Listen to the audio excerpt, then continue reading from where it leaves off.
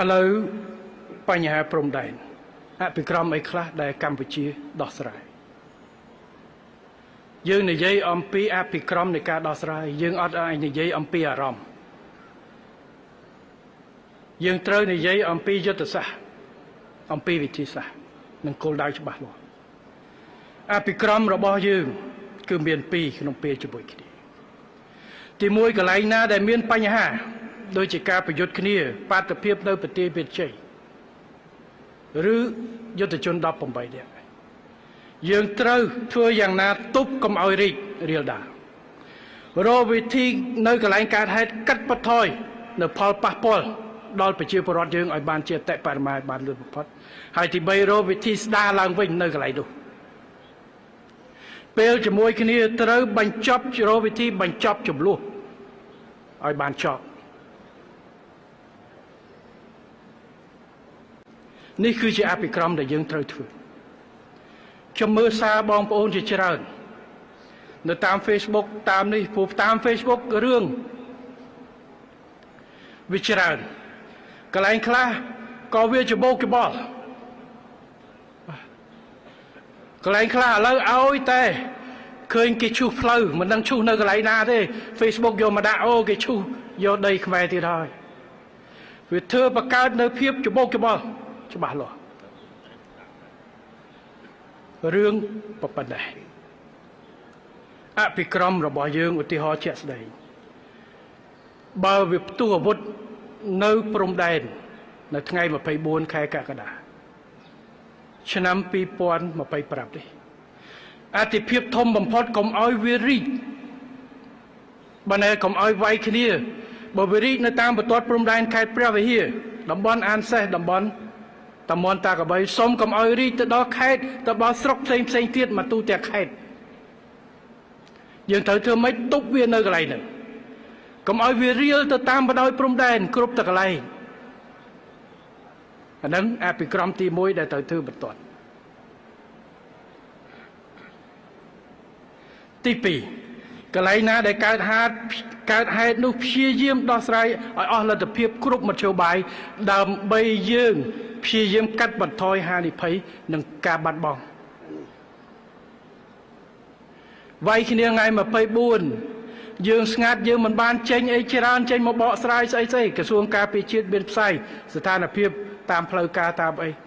ខ្ញុំសម្ដែងតេជោយើងមិនចេញមកបកស្រាយឲ្យញ៉ៃភារការទុកភារកិច្ចឲ្យក្រសួងស្ថាប័នជួយតម្រង់ប្រជាពលរដ្ឋចុះព្រោះតាម Facebook វាមានច្រើនប៉ុន្តែសួរថាតើយើងធ្វើអីយើងនៅដេកអេសពោះឬមួយក៏យ៉ាងម៉េចអត់ទេរកគ្រប់មធ្យោបាយដើម្បីបញ្ចប់ការវាយគ្នាកុំឲ្យវាខ្ទេចច្រើនពេក5ថ្ងៃស្លាប់ប្រមាណរបួសប្រមាណរាប់ផ្សែងអ្នកត្រូវធ្វើចលៀសអញ្ចឹងគោលដៅអភិក្រមនេះគឺយើងបានអនុវត្តធ្វើយ៉ាងណាឲ្យមានបទចម្បាញ់យើងមានថ្ងៃ28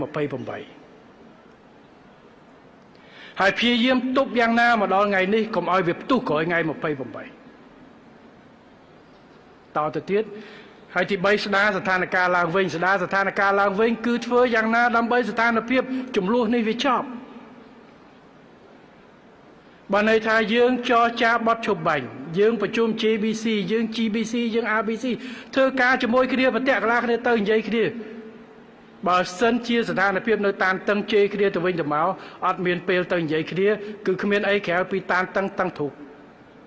អញ្ចឹងយើងបន្តធ្វើសកម្មភាពនេះបានបងប្អូនឃើញថាជាធម្មតា RBC គេប្រជុំ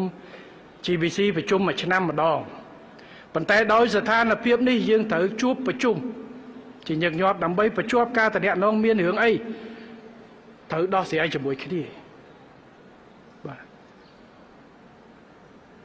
ពលផលប៉ះពាល់មិនមែនអ្នកនៅតាម Facebook ទេខ្ញុំឃើញបងប្អូនខ្លះនៅអាមេរិកនេះស្រែកវាយទៅណែអ្នកប៉ះពាល់អ្នកនោះរាប់ម៉ឺនអ្នកមិនទាន់បានទៅផ្ទះផងនៅតាកបីនៅដេកហាភ្លៀងនៅវត្តពោធិ៍5000ជន់ពេលខ្សឹកក្មេងប្រមាណអ្នកអត់បានរៀនសំបីនៅខាងថៃប្រជាជននៅព្រំដែនហ្នឹងគាត់ថាទុញតែឥឡូវមិនដឹងយ៉ាងម៉េចធៀមតែប្រវិចរត់អញ្ចឹងយើងធ្វើយ៉ាងណាស្ដារឡើងវិញខ្ញុំយល់ពីអារម្មណ៍ បងប្អូនខ្លះដល់ថាខឹងពេកបំបាច់មកផ្ដាច់100ឆ្នាំប៉ិនសួរថាផ្ដាច់100ឆ្នាំបានបងប្អូននៅអាមេរិកបងប្អូននៅភ្នំពេញតែបើស្ថានភាពវានៅតឹងរៀបតែប្រវិចរត់នេះ100ឆ្នាំទៀតតើយ៉ាងម៉េចសម្រាប់មេដឹកនាំរាជរដ្ឋាភិបាលយើងត្រូវមើលទស្សនវិជ្ជាឲ្យសំខាន់អញ្ចឹងសភាពការដែលកើតនេះគឺយើងអភិក្រមទី1ទប់កុំឲ្យវារីកទី2ព្យាយាមដោះស្រាយនៅនឹងកន្លែងដើម្បីបញ្ចប់វាកាត់បន្ថយការបាត់បង់អាយុជីវិតរបួសស្លាប់បំផ្លាញទ្រព្យសម្បត្តិទាំងទាហានទាំងប្រជាជនហើយទី3រកស្ដារសភាពការឡើងវិញហើយនេះគឺវាចូលទៅក្នុងអភិក្រមនៃការបញ្ចប់ចំនួនដែលយើងធ្វើកិច្ចការងារកន្លងដើម្បីបង្កើតនៅទំនាក់ទំនងនឹងការភ្ជាប់ទំនាក់ទំនងឡើងវិញ